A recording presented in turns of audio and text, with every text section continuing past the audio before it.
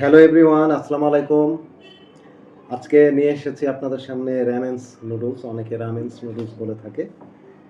তো এখন যেটা হয়েছে সেটা হলো যে এই রামেন্স নুডলস বাইরে বাফেটে, রেস্টুরেন্টে অনেক জায়গায় খেয়েছি। তবে দেশের বাইরেও খেয়েছি, জার্মানিতে খেয়েছি।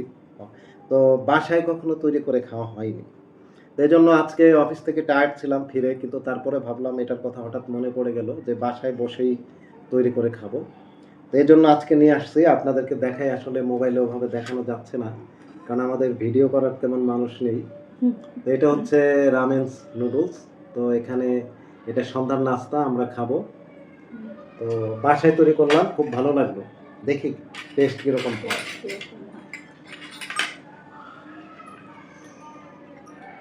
তো খেয়ে দেখি কেমন বানালাম নাকি? হ্যাঁ হ্যাঁ, দেখো তো খেয়ে। হুম, হুম, মজা আছে কিন্তু, তাই না? হ্যাঁ, ঝাল কিন্তু খারাপ না, মোটামুটি ভালোই ঝাল। মোটামুটি ভালোই ঝাল। জান কিভাবে খাইছে?